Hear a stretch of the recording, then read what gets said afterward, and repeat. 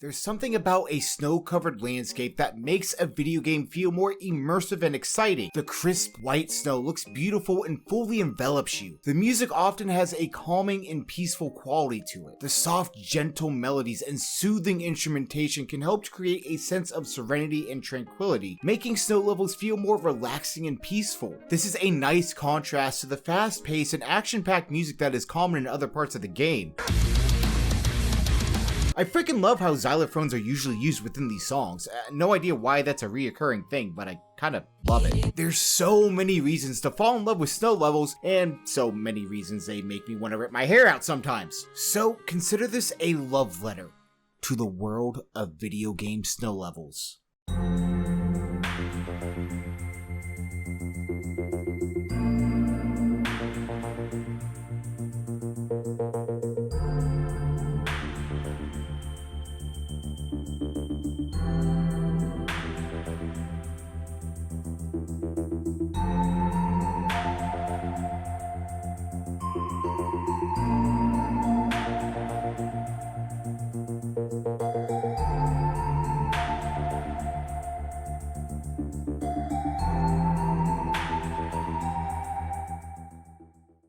Outside of being a refreshing change of scenery, snow levels offer so much to players, ranging from adding a new layer of challenges due to slippery surfaces or reduced visibility because of a snowstorm, to having to survive in the cold and find ways to stay warm, or else you're just gonna die in the cold. Congrats. Most snow levels are pretty great in all honesty, but there are some snow levels out there that make me want to set myself on fire in the middle of a Denny's parking lot. Have you ever played the Super Star Wars games on the Super Nintendo? No?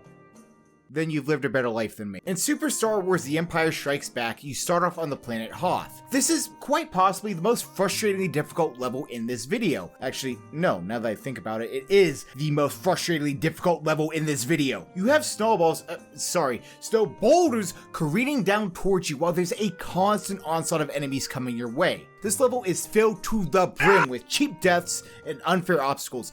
Throwing countless bottomless pits and steep slopes, you're gonna have to be on your A game when it comes to platforming, because even the slightest misstep and you're falling into the abyss. Oh, and don't you worry, little Jimmy. Sometimes the game will spawn an enemy's mid-jump to punch you square in the dick. Thanks, George Lucas. I am dead inside. Hoth is just teabagged the level. This level is a never-ending nightmare that's so incredibly tedious you're better off just throwing your Super Nintendo out the window. And while, yeah, Super Star Wars helped ruin my childhood, it wasn't my first experience with a snow level. Thanks God. That acclaim actually goes to the Ice Palace in The Legend of Zelda: A Link to the Past. I cannot tell you the amount of euphoria I felt as a kid while exploring the land of Hyrule.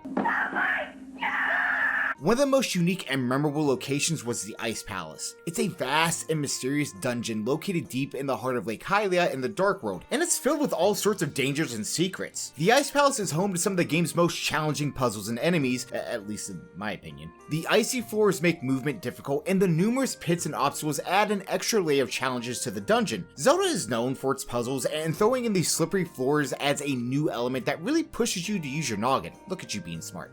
Good job. The Ice Palace is also home to one of the game's strongest armor pieces, the Blue Mail. I know Zelda has done a number of ice dungeons throughout its history, but there's something so special about the Ice Palace to me. The isolation of the palace, the slippery tiles, the amount of time I spent staring at these puzzles before my eyes became one with the screen. Such a good time, man. While I love challenging gameplay with snow levels, there's something so serene and cozy about them as well, which is why I adore the winter season in Animal Crossing games, outside of the crunchy snow. Shut up! Animal Crossing has this beautiful snow-covered scenery during this time. The trees and buildings in your town are blanketed in snow, creating a picturesque winter wonderland. There are numerous activities to do during this season, most notably Toy Day, where you gift your villagers presents. Alright, I'm gonna get a little personal here. I used to always sneak downstairs at like 3 in the morning on Christmas Day just to boot up Animal Crossing on the GameCube. I would stroll around my village just to see who's all awake while taking in the tranquility. Then I would time travel to a later time of the day so I could hang out with all my villagers and do gift exchanges. To be honest, I still, to this day, hang out with my villagers every Christmas time. Only in later Animal Crossing installments, of course. I don't know, these games just bring me a lot of joy. Not as much joy as Donkey Kong Country though! Look, we all knew I was gonna talk about Snow Barrel Blast from the first Donkey Kong Country game. It's arguably my favorite snow level of all time, and let's be honest with ourselves. The aesthetic for this level is on point. This right here is what peak snow level performance looks like. I mean, look at that. That's freaking beautiful, man. You think retro snow level and boom, Snow Barrel Blast comes to mind. Okay, so let me actually explain what makes this level so perfect to me. Snow Barrel Blast is some of the most challenging and enjoyable gameplay elements throughout the entire Donkey Kong Country series. It has beautiful immersive visuals, and the ambient music to go along with it is sex. It's just like sex. While traversing, you're met with slippery slopes and enemies you'll have to avoid or bounce off of to reach your destination. This makes momentum a huge mechanic, as it can have you careening towards a pit or sliding into an enemy. As you progress through the level, a snowstorm picks up. At first, it's just a flurry, but by the end of it, the snow-covered trees are now engulfed in these dark gray skies as a blizzard envelops you. Difficulty increases as well. You start off on land with a few instances of having to jump into these barrels to launch yourself forward over these pits. Sometimes you have to bounce off of enemies to reach these barrels. This level does an incredible job of teaching you newly implemented physics before ramping up the difficulty, but the climax of this level is towards the end, where all you can see are barrels ahead in this snowstorm. You have to use your reflexes and timing to aim these barrels to launch yourself forward while also avoiding these bees, or zingers in Donkey Kong terms. If you hit one of them, you're done for. You miss a barrel, dead, unless you hit the secret route. I'll be honest, this level alone made me want to create this video. There's simply something just so euphoric about Snow Barrel Blast. I think it's time to delve into the aspects of what makes snow levels so special, rather than just me telling you about my favorite snow levels, even though I'm gonna do that anyway. One of the most important elements to a snow level is atmosphere. There's so much you can do with a snowy canvas. I mean, look at Phendrana Drifts from Metroid Prime. Coming from the first game and one of my favorite trilogies of all time, Phendrana Drifts has breathtaking visuals that still hold up pretty well after all this time. I haven't played the remaster, so I don't know how pretty it looks now. It's a barren wasteland covered in ice and snow, but it's the musical score that brings it all together. It's a haunting melody mixed with a piano that somehow, amazingly, combines a serene ambience with an uneasy feeling.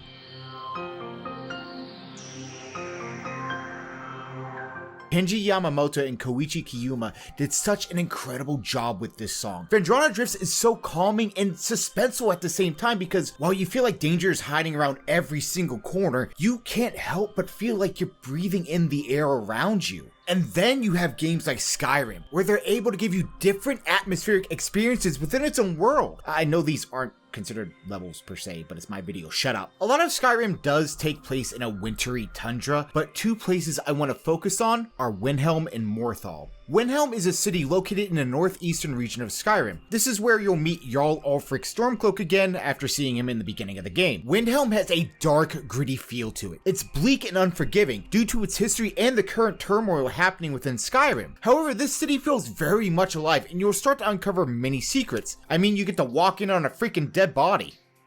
And dead bodies are cool. You're walking through a city that's willing to fight tooth and nail to survive, to push for a future they want to see their children and all of Skyrim live in. It's bleak with a side of hope. Also, you can start the Dark Brotherhood questline here, and that alone makes it a 10 out of 10. My cat's breath smells like cat food. And then you have the small, quaint city of Morthal. The city's in a snowy marsh that has a tight-knit community that just wants to live peaceful lives. But there's something ominous about this city, something otherworldly. It feels like there's some supernatural occurrences happening here, so you want to talk to all the citizens and figure out what the piss is happening here. But then you'll quickly discover how reluctant they are to talk to outsiders. I mean, they're all racist against a wizard that just showed up. As you walk around at night, you'll notice that the city is filled with this unearthly fog, and you're left with an uneasy feeling as it reappears every single night. The city really doesn't hold any weight in the lore compared to Windhelm. I mean, Morthal has a lumber mill, and that's basically their only contribution to anything in the outside world. Despite its small size, Morthal feels huge because of the folk-like lore to it all. I love how this area has more of a horror aspect to it, but comparing Morthal to Windhelm goes to show how different of an atmosphere snow levels can give you even in the same game. And while entire snow levels are great and all, sometimes all it takes is one moment to make that level transcend to one of the most memorable levels of the game. One game I haven't really brought up much on this channel is Yoshi's Island, which is a a little surprising because it's one of my favorite games of all time. There are a couple snow levels throughout Yoshi's Island that I could choose from, but the one that I had the most fun with was Danger Icy Conditions Ahead. You need to be careful with your jumps and the terrain can be difficult to navigate through. Blah, blah, yeah, you get the whole spiel. But the moment that has stuck with me throughout all this time is this. One of the best moments of the game. It's so fun. And they even gave Mario a little Santa hat. Freaking cute as heck. I would seriously replay this level over and over again because how much fun this section was. It's not difficult and it's definitely more gimmicky than anything, but it's so cute and fun. You don't really need anything else, except Pokemon. Okay, that was a dumb transition. In the world of Pokemon, you have quite a few instances of snow or icy areas being central to your journey, whether that be sliding around gym floors or becoming engulfed in snow on Route 217. But those moments all pale in comparison to Mount Silver in Pokemon Gold and Silver. It's nostalgic, man. I mean, you return to Johto where you were once a Pokemon champion in the previous game. You climb this desolate mountain as a new Pokemon champion. You battle strong Pokemon, but there isn't a trainer in sight. But then you finally reach the top. Music stops. All that's in front of you is this trainer. And as you go to approach them, you realize it's Red, who you previously were in the prior game. It felt as though time froze. All that's here is you, Red, and the solitude on top of this cold mountain. It's quiet, allowing self-reflection to truly see how far you've come before talking to Red. And once you do, there's no monologue, no overarching quest. Red doesn't even talk to you, but 6 dots separate you from arguably the greatest battle in all of Pokemon. I still get freaking chills thinking about this moment. The build-up battle sound doesn't even play, it just immediately goes into Red's battle music.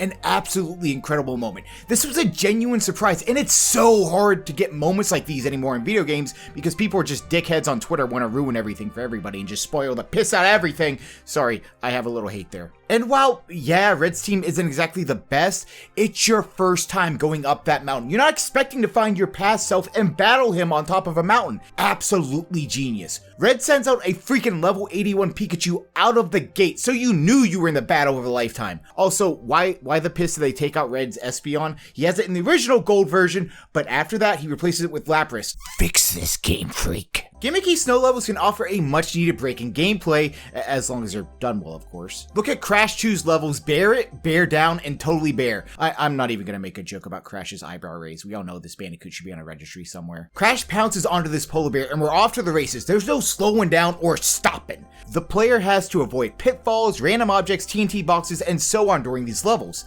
The ice plays a major part as you're sliding around, making the player use their reflexes faster or try to plan ahead. See, these levels are similar to the level Wild Hog in the first Crash Bandicoot game, but with this new coat of paint, they're much more challenging and refreshing. And I mean, they give us a cute little polar bear. Freaking love that dude! Look at him! Love him! Lovely level, outside of smacking my head on my desk because I died for the 33rd time.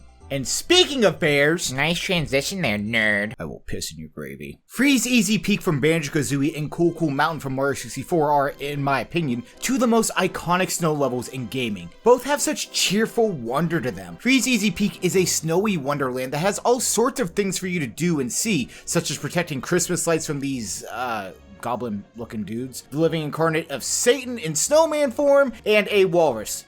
I love this dude. I would kill you for him. There's so much to explore and do within this world that I haven't even mentioned things like doing this godforsaken race against his deadbeat dad. You can explore this level by running around, flying around, or by being a walrus yourself. I wish I could properly explain how good this level makes my brain feel because it's so... And the music... Incredible track. I mean, it is Grant Kirkhope, so anything this man touches turns to gold. I think this level has some of the best exploration when it comes to snow levels, and I also believe that Cool Cool Mountain rivals it. You enter the level, and Mario decides to show, hey, I'm ready for the Olympics, and he does a Corbett flip off the bat. That alone shows you how hyped this level is going to be. Contrary to most other snowy mountain levels, you actually start at the peak and work your way down rather than trying to climb all the way to the top. The mountain is slick and allows Mario to slide down most of it or in its entirety if you know what jumps to make. There's different ways to reach the bottom, like racing this giant penguin all the way down, jumping off a cliff, or going the path, and then somehow teleporting off of a bridge.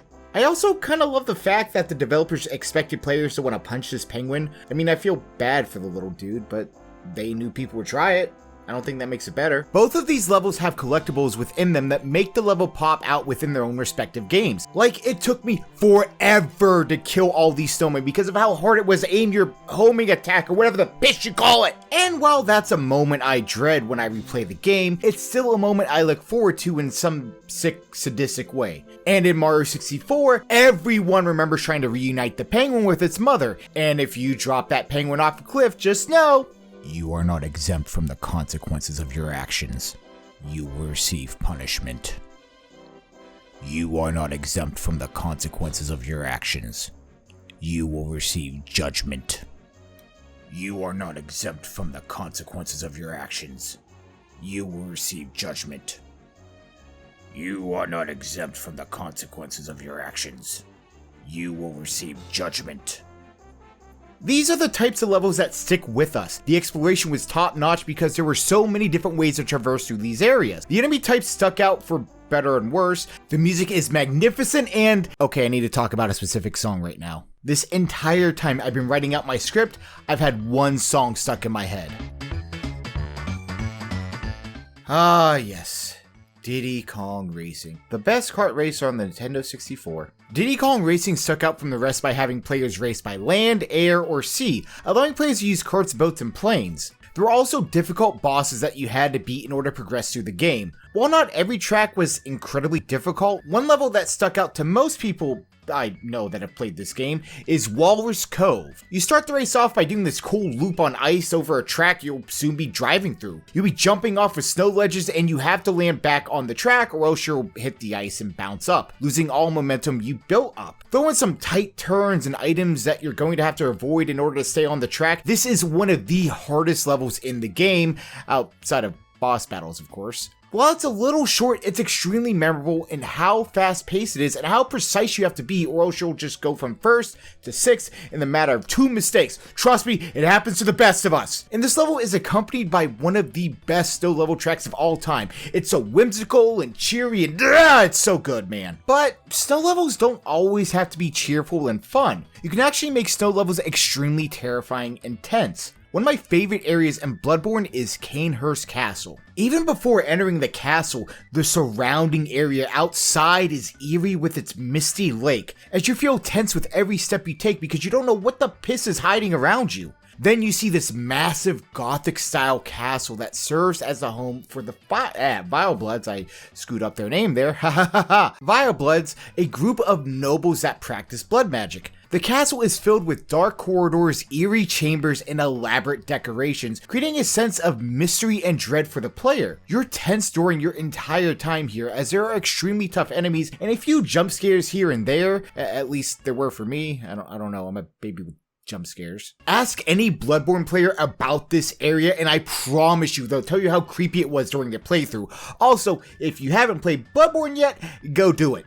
Right now. Well, actually not right now. Do it after the video. Thank me later. In this video, I wanted to try to mix explaining what aspects make a snow level so magical, while also gushing about some of my favorite levels, just because. I think it's also important to really just be yourself when talking about things you enjoy, which is why I wanted to end this video on 2 snow levels that I think are pretty underrated. Kingdom Hearts is one of my favorite franchises of all time, and one day I'll start creating videos on the franchise, but for now, I just want to talk about the level Halloweentown. In Kingdom Hearts 2, I loved the fact that they revisited Disney worlds that you've been to in the first game. It allowed the developers to actually create new stories within this world rather than letting nostalgia take hold while they ran you through the original stories. It felt like these worlds aged and moved forward because of you, which is why the winter aesthetic of Halloweentown is so neat to me. The first game, you were solely walking around Halloweentown, the cemetery, and Oogie Boogie's giant hideout. But here, Jack wants to get Santa's blessing for Jack to hold his own Christmas, and after some introductory fights, fight and whatnot, you're off to Santa's world and have some fun cutscenes with this cast of characters. Also, Sora's on the naughty list. What did you do? You run around a toy shop, but once you're outside in the snow-covered town, it's so aesthetically pleasing to the eyes. Everything in Kingdom Hearts 2 is an improvement over the first game, and Halloweentown is one of them. There's nothing really super special about this level outside of it just looking great, but I always loved coming here as a kid because I was a Nightmare Before Christmas kid, and no, I don't have any Nightmare Before Christmas tattoos. Stop asking, Jennifer! And finally, time to talk about one game I'll make a video on the day I hit 5,000 subscribers, Star Fox Adventures. I loved this game growing up. Sure, for a bit I fell into the trap of letting the internet alter my judgment on a video game, but I stopped kidding myself and fully embraced that this is a good game to me. No, I have not played it since I was a kid, so who knows if this will age poorly or not. You're warped to this area called Ice Mountain, which is just as the name suggests, and you were sent here by Queen Earthwalker, aka this Triceratops. You were sent here to rescue her son Tricky. This definitely has that Frozen Planet sci-fi feel to it. As you walk through this barren mountain, you finally catch up to Tricky, who is being attacked by two sharp claws, but then Fox comes to the rescue, and then Tricky runs off from his captors. Can't really blame him there. Then, instead of just beating the piss out of them, you end up hopping onto this vehicle and race the shark claws down a mountain. You can also kill them while you're going down the mountain, but then more shark claws come down for some reason. And I freaking love going down giant mountains, they're so thrilling. And once you reach the end, you're met with more snow, but this area is a bit more mixed for me. But that's a conversation for a different day, aka once I hit 5,000 subscribers. So if you like this video, please do like and subscribe. Appreciate you. You're wonderful. You're great. 10 out of 10. All in all, snow levels are some of the most magical, memorable moments in video games. They stick out, and for good reason. There's a sense of childlike wonder, challenging gameplay, amazing aesthetics, incredible music, and an ambience like no other. There's other snow levels I absolutely love and adore, such as the Ice Zone in Echo the Dolphin, and the Forbidden Island in Mega Man Legends 2, and I think that just further proves how wonderful snow levels are. Also, if you want to rave about your favorite snow levels in the comments, please do. Gush about what you love. Or heck, tell me which ones you despise, because I know there's some out there. I do not forget Hoth. Hoth was talked about in the beginning, and it still sticks with me to this very day. Just want to say thank you all so much for watching again. I appreciate every single one of you. And don't do anything I wouldn't do, which is a small list, so don't be dumb. Hope to see you in the next video. You better be there. My life depends on it. I will not elaborate.